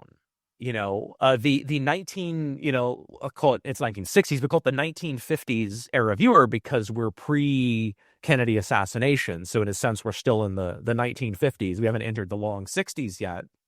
A movie like this is just going to shock their sensibilities. It's not going to leave them. They're not going to want to take a political message from that. It's going to be easier for them to just passively accept whatever is being insinuated by the movie. And you see, even contemporary critics, the interpretation of this movie is, the interpretation of this movie by contemporary critics is a case of, like, they can't keep their story straight, right? Either the film is stirring up or it's playing on communist paranoia, or else it's satirizing it. It's doing the opposite. Well, but you can't say it has an apolitical sort of message. There's no way to say that there's a John Frankenheimer film, the guy who made 7 Days in May, the guy who drives RFK, who's hosting RFK right before he's assassinated, drives him there, who's deeply involved in politics, who's a liberal, who's friends with JFK. You don't make Sirhan brushes by Frankenheimer. He literally brushes by him at the Ambassador, and then Frankenheimer goes, "Guys, could what we wrote a book, made a movie about be real?" And then he runs out and leaves the country and goes to France for 5 years. Like, he's gone. I think we can rule out it's an apolitical movie that just wants to shock the audience and it's just a thriller. I think we can rule that out. If people want to believe that, then go back to normie world. Okay, that's not happening. Yeah. So then we have the kind of midwit interpretation which is plausible, and I think what was intended to be there for people that thought they were smart at the time, that it was satirizing McCarthyism. Essentially, it was satirizing McCarthyite paranoia. We have that level, but to me, that just doesn't really wash. First of all, it's preposterous, right? That sort of statement is preposterous, that the communists are secretly or not so secretly in league, with the McCarthyites, or that they're really working toward the same end, and they're really right. That wasn't actually happening, of course. And even at a satirical level, I think it's a stupid message in retrospect. So I don't think that's the real message. I think that beyond the midwits, even of that era, there's some kind of deeper message going on. But I think for the general audience, it was meant to disorient and confuse them, and also shock their sense of patriotism. And it is a predictive programming to let them know that Abraham Lincoln is dead, and America is dead, and the future is mind control, and you're never going to be able to figure out what's going on. And another message is being sent, I think, to the cognoscenti, to sort of those in the know at the time. I think it's a piece of globalist propaganda, more obviously, I think, to the people that are above the dialectic, but it has that function to people that are still within the dialectic, that eventually they're going to give up on their patriotism, and they're going to give up also, they're going to give up on their paranoia and their patriotism and the rest of it, and they're going to be just, essentially, their sensibilities are going to be so shocked by this that they're going to be. It's revelation of the method. It's trauma-based. They are Raymond Shaw, right? They're all Manchurian candidates. The audience is a Manchurian candidate. Now, in the sequel, in the 2004 remake, the relationship between entertainment, politics, and mind control, that is the subject of the movie. And we see that even in the micro mind control sequences, as I call it, the micro being the individual as opposed to the mass mind control. In these micro mind control sequences where the Denzel Washington character and the Lee Schreiber character, and they're all being mind controlled, they're literally using video games and television to mind control. I'll give other examples of that. But in that movie focuses a lot on how entertainment and politics too are inseparable. And then therefore mind control, politics, entertainment are all basically the same thing. And they're the revelation that I think is obvious, right? That this is an entertainment product that is telling you that entertainment, politics, and mind control are all of a piece, and you are the mind control victim. And the movie is not telling you the truth about what's going on. It's showing you it's showing you in an occluded way that mind control is part of how things are being run, and telling you you're never going to figure out what's going on. So, hey, it's all just a movie. Go back to sleep. So it operates at a subliminal level for 90+ % of the audience. But again, I think the 2004 remake is really just intensifying what's going on somewhat more subtly in this movie. Now, in the last scene of the movie, of the 1962 version, the Frank Sinatra character is reading, he's actually reading from a real book about real people, but it's supposed to apply to Raymond Shaw. He's reading what it says about Raymond, supposedly about Shaw, and the blurb about him receiving his Congressional Medal of Honor. And he's reading this to the Janet Leigh character, and then he puts down the book, and then he has to complete the story because it's not in the book, you know. And so what's implied, because all we see in the movie is that there's the assassination and then there's Sinatra. We don't know what the public learns about this. We don't know, but we're given to understand the public does not get anything like the truth about this. You know, whether the good guys won, lost, or you know, fought to a draw, the public is not going to get the truth. And so then he himself says something about Raymond to complete what's in the book, to tell you that what's in the book, which we can read as the text of the film, is not telling you the full truth. But then even what he's giving you is not the full truth. So it's telling you don't bother to look for the truth because you're not going to find it. And maybe we'll come back around to this with the 2004 film, but you get precisely the same message. It's done through the Albanian doctor character. That there's no point in trying to separate fiction/madness/mind control from reality. It's a fool's errand. Even if you figure out you've been mind controlled, there's no way to separate the wheat from the chaff. You're lost forever. So anyway, that's, in short, or not so short, that's my interpretation of what's going on, what's the purpose of the 1962 movie is it's these loops of disorienting misdirection that are really part of a technique of revelation of the method in which the viewer himself is the mind control victim, a lower intensity mind control victim, who's being programmed basically to accept the political future that's been planned for him. Yeah, and to go back to some of your comments a few minutes ago, I very much agree with that overall interpretation. Some of your comments on the cryptocratic politics around the movie, thinking about Frankenheimer and thinking about the context of this being a couple years apart from 7 Days in May, which we've mentioned a couple times. I think it's interesting that in 7 Days in May, you can really see when thinking about the globalist subtext, the deep utopianism of the supposedly moderate, respectable liberal establishment. Some lines given to the President Lyman character in 7 Days in May. And it was pointed out to us after we did that first episode that about 7 Days in May a couple years ago, that Lyman is more Adlai Stevenson than Kennedy, but the function is very similar. But Lyman, he has that whole speech in that movie about how the real enemy isn't the antagonist James Mattoon Scott. It's not even the lunatic fringe. It's the spirit of the nuclear age and the helplessness that people feel that leads them to turn to demagogues who wrap themselves in patriotism. So essentially the idea is that what's needed is a fundamental transformation of how people relate to politics, a transformation it's being told to the audience is going to be delivered by trust in establishment liberal politicians and Hollywood movies promoting them. And this script has been modified as the years have gone on, thinking about how, like, in the specter of the military takeover is often used by hardcore globalists, but it really hasn't fundamentally changed that much in terms of current propaganda. I think that one of our other episodes we did on Psyop Cinema with you, William, was with you and Sean McCann talking about the Obama Netflix produced propaganda movie Leave the World Behind, and which, as you guys remember, this mournful lament about how people don't trust each other anymore. There's no shared consensus reality. Everyone's just getting nihilistic and hopeless because the elites have lost control of technology, and now there's misinformation, all that. And where does that lead to at the end of the movie? It ends with a right-wing military coup against the American government, a future that the movie is saying could be prevented by this idea of just trust Obama, trust Netflix, realize there's no conspiracies, the world is just chaotic, and the elites are trying to preserve order, and we should all get in line with the program. And then also with 7 Days in May, I think that you really get to some of the idea of this semi-visible consensus between respectable establishment politicians and the security state that I hold existed functionally to a large degree back then. I think that that's visible there, even though the film is depicting a coup motivated by over the top Cold War aggression from within the American military, but just the nobility and respectability of the Kirk Douglas character, Colonel Casey, in that movie.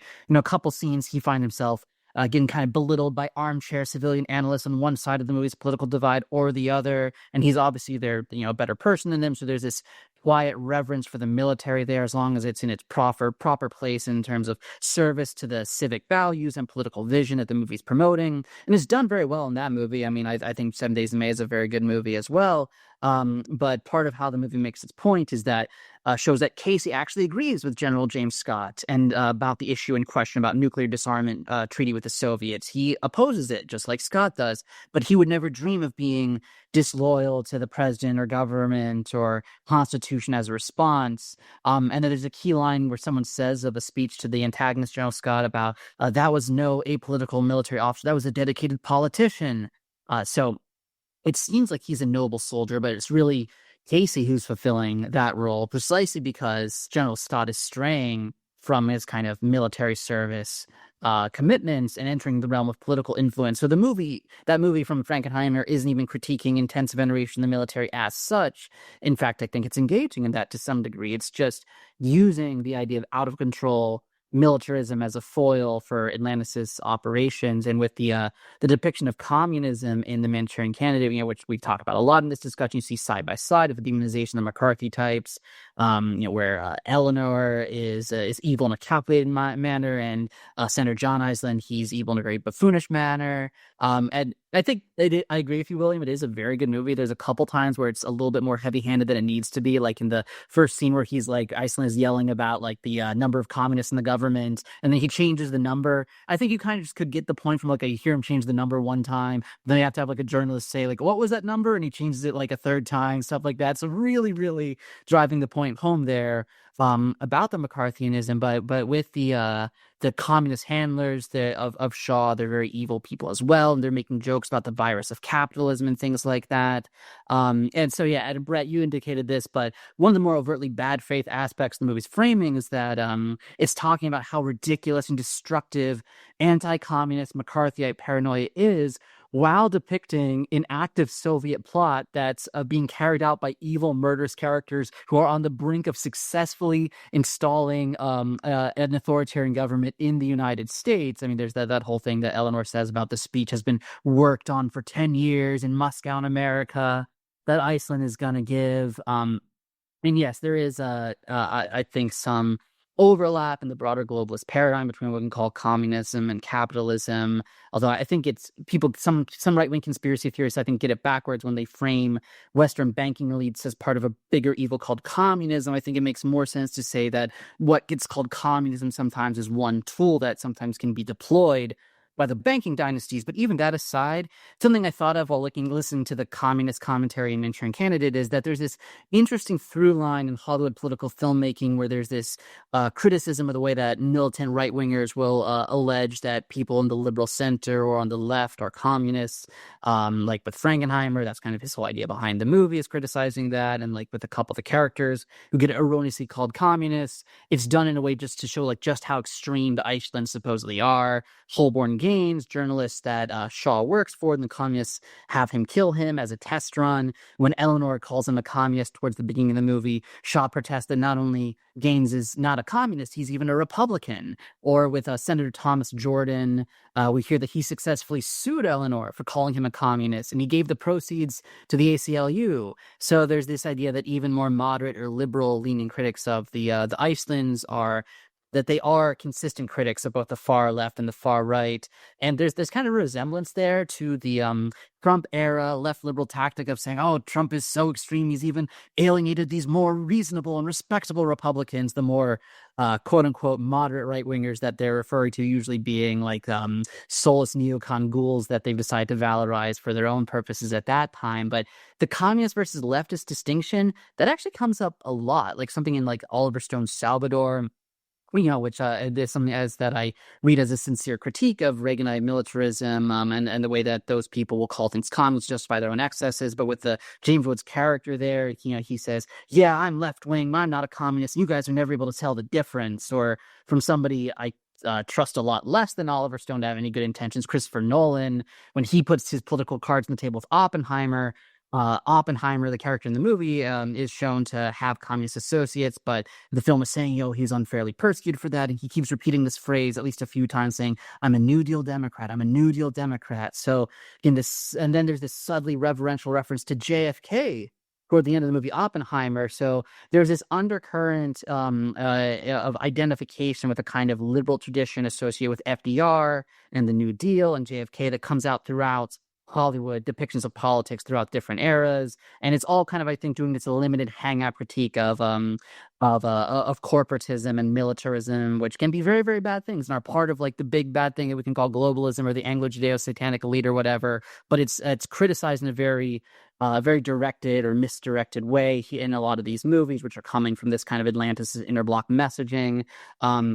And the last thing I'll say here is it's just as unhelpful when that kind of corporate militarism gets used by people on the left to claim that the establishment is, in fact, it's not communism, it's all just fascism, or the elites are all secretly fascist Nazis or something like that. I remember Thomas Jordan in Manchurian Candidate calls Iceland's party a fascist rally.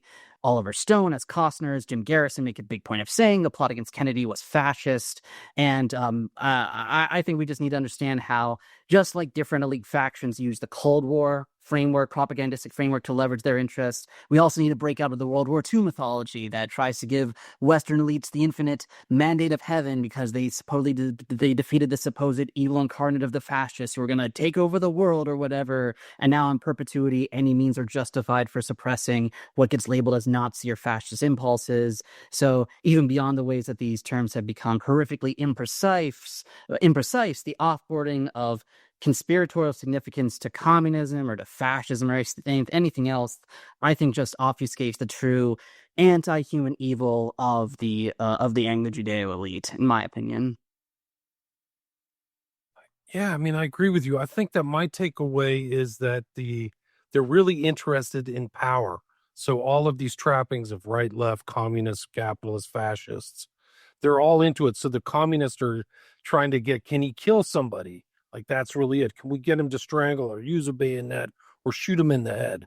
So that's important. And one of the interesting things about Eleanor is what's omitted. There's no external element that she's a communist. She's thinking about vengeance and power and using this weapon that Raymond Shaw is or represents for her own personal purposes. And so I kind of see that when you say this Cold War propagandistic framework, I think that applies. And so my takeaway is like, they're saying there's a cryptocracy that's behind this that will do these horrible things to further their power. And that's the foreshadowing of the film itself that plays into facts, because you have JFK, RFK, MLK shot, they're all dead, to promote this kind of warfare thing that I guess you could call fascism. I guess it's fair to call it, but I see something even darker behind that, is the kind of cryptography and the language of the weapon, that's Dr.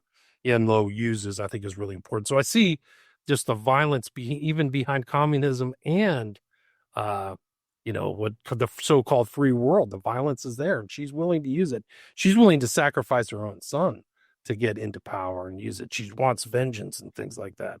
It's interesting too, like you mentioned the last kind of phrase, Brett, in the final part of the film. It's not the same as the book. The book ends much more ambiguous and without like a really, decisive moral statement by Condon. And so it's almost like they wrote this thing in at the end to kind of give something to the public that like, hell, that's what Sinatra says right there at the end, which I think is a pretty good representation. So my takeaway from this is it is a revelation of the method. They're telling you certain things that are factual. They're giving you visual representations, and I think that that's the whole thing of JFK that ties into 7 Day in May, which is really kind of like the right wing military takeover, which happened. And then it's interesting. 7 Day in May comes out the same month as Strangelove too. So you see the satire of this kind of dark, power obsessed, murderous people. I think is the same kind of theme that intertwines all three films. Really, is that they're willing to have a nuclear war and they can win it with the mind control gap or whatever. So my takeaway from this film is definitely I think JFK was really trying to impart something to the public. And I think Frankenheimer is kind of that kind of original liberal kind of worldview. He's trying to facilitate this in his films. And it's interesting, too. He's kind of like ran a salon at his house. Like you mentioned, RFK kind of used it as a base to, when he was running to get the Democratic nomination in 1968. Who else is around there is Warren Beatty's all kind of loitering around. Then this whole assassin takes place. And then Parallax View, one of the earlier episodes we did, happens. And you mentioned this kind of independent phrase when you were talking earlier, Thomas. And it just brings to mind the famous statement right there at the beginning at the Space Needle, I think it is in Seattle, where he says, "I'm too independent for my own good." You're gone. So, but I think that the film and the book is worth reading, guys. Like there's a lot of interesting things in the book that aren't in the film. But for me, this is and that's probably why this film was suppressed, is because there's a lot of factual elements that Condon integrated into his book that made it straight into the movie. And Beatty, by the way, is CFR, still alive. Beatty, he's Counsel on Foreign Relations. In the book, am I wrong, William? In the book, doesn't Sinatra actually, what we call it Omega programming, to use the Monarch lingo, but doesn't he actually program Raymond to kill himself in the book? I don't recall that. I don't think that he does that. I think he's trying to save him, but I think it's implied by Dr. Yenlo stating that in the kind of Manchukuo or Manchurian sequence. But I'd have to read it again. Some of the stuff like I probably missed some of it. But you see, I say that the 2004 movie is a kind of an intensification or amplification of everything that's really going on with the first film. And one example of this is that the subtext of the ending of that movie, in the 2004 movie, it's obviously not the communists, because we're in the post-communist era, we're in the war on terror period. It's a corporation called Manchurian Global, who has what they call the technology, the mind control technology, which is really used internationally and globally. It's a British corporation. The evil doctor is from South Africa, which, by the way, is where Lawrence Harvey grew up. And it has a very Commonwealth, Anglo-American feel to it. But anyway, we're given to understand through the Senator Jordan character, actually, who's called a one-worlder in that one, as opposed to a communist, which kind of gives away what's really going on in the first one, that they have basically leverage over both parties. That their board includes prime ministers, former president. Oh, by the way, it says trust fund terrorists, which is Osama bin Laden, it's in a reference to bin Laden. It's telling you that all of this stuff is together. But so in that movie, Shaw's mother is supposed to, played by Meryl Streep, is supposed to kill, just like in this, he's supposed to kill the presidential candidate, so that in this case, Shaw himself, as opposed to his stepfather, can accede to the presidential nomination and the presidency. Instead, he kills the mother. Okay, but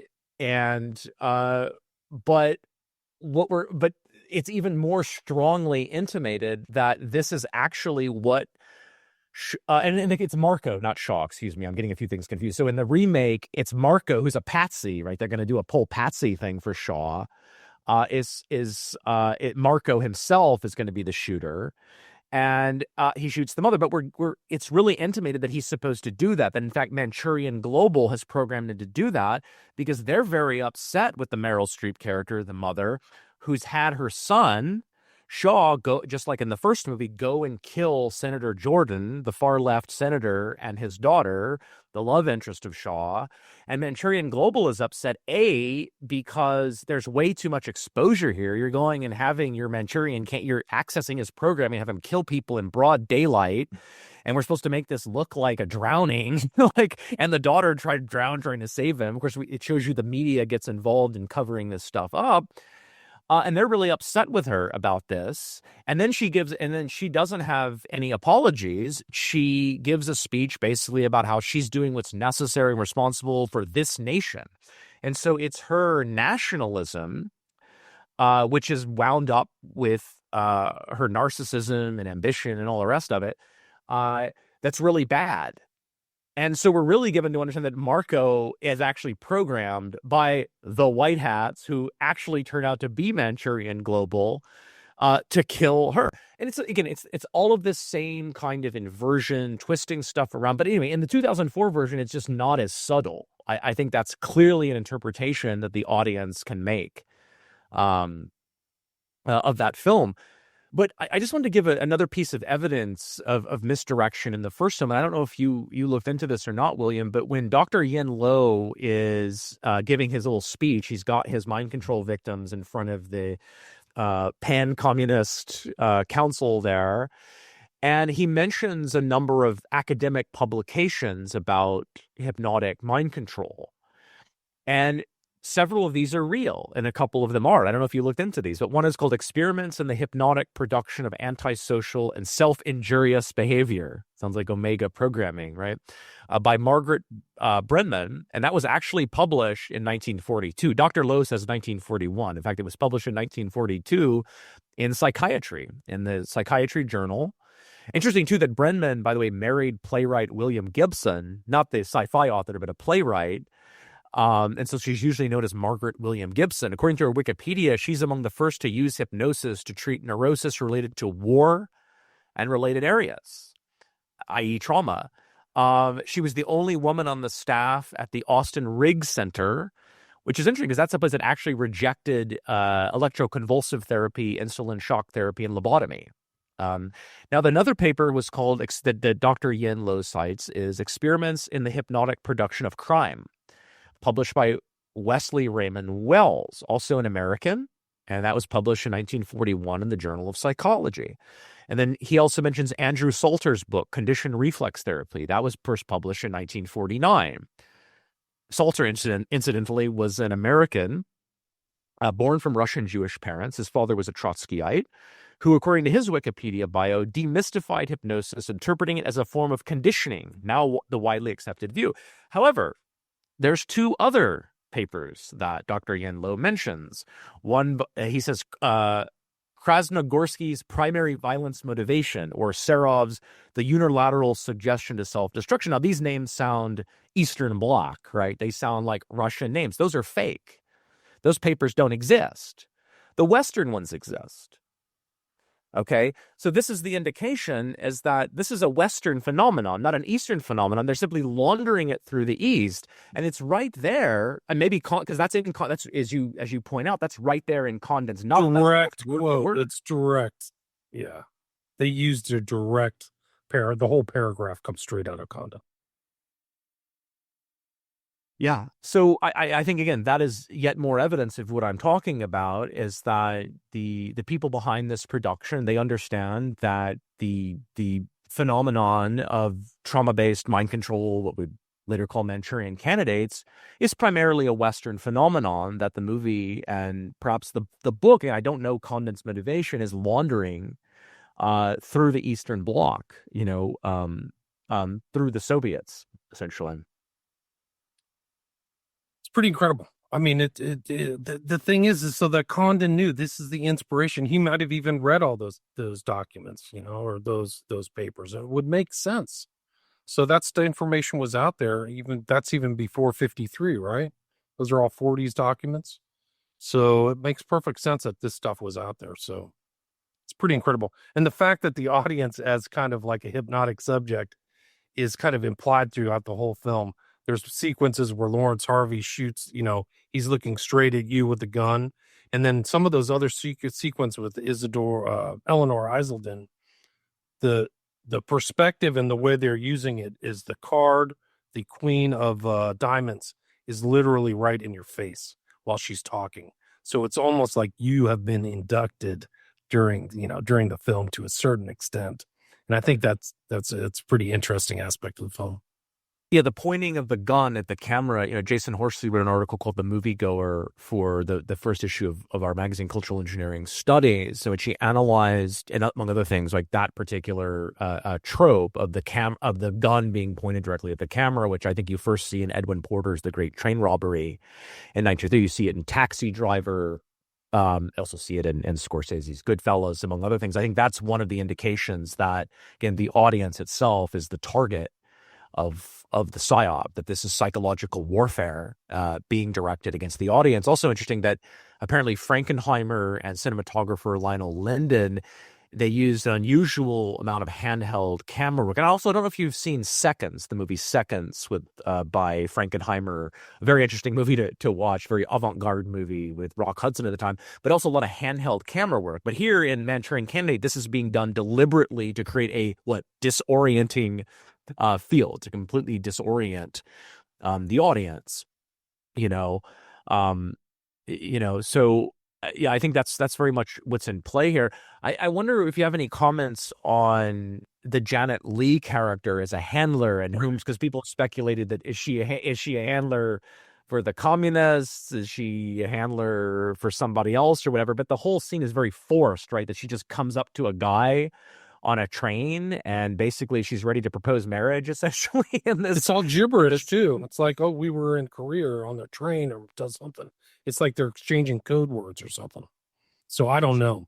She gives him a string of numbers and then asks him to recall the string of numbers, which is what Marco himself will do with Shaw later on, and what the mother will do, ask him to recall the string of numbers. The same thing is repeated in the 2004 film, where the girlfriend is explicitly made to be some kind of handler, and she gives him the same thing. She even uses El Dorado as part of the phone number, says, I like to do it the old-fashioned way, and gives him the string of numbers. When they're because Marco then gets arrested because he goes to find Shaw, and instead Chun Jin is there, and they get in a fight. A very silly fight, by the way, which is apparently an early martial arts depiction in the Hollywood movie, in which Sinatra actually broke his pinky, apparently, heading the table. So then Marco is in jail. You notice in the background, it says, return keys immediately in the background. And later, you're going to hear Marco deliberately triggering Raymond's programming by saying, let's start by unlocking a few doors. If people don't know it, this key and keyhole and locks and all this is all part of the sort of language of Monarch programming. So I don't think it's any accident you see that stuff in the background. Makes perfect sense. There's a lot to unpack in the film. There's a lot. The NLP stuff. There's the 57, Heinz 57, where she knows it. She knows how to implant that into her fuddy-duddy husband's brain, because he can't remember how many communists there are, but he knows like Heinz ketchup and how to eat, kind of like a coarse Bulgarian. Here it is, 57. So then he remembers it. There's little elements like that throughout the whole film. What do you make of the fact? So Raymond, when he comes back from Korea, he first, supposedly as an act of rebellion against his mother, he goes to work for a person who's kind of a parallel figure to Senator Jordan, who's this liberal journalist who's accused of being a communist.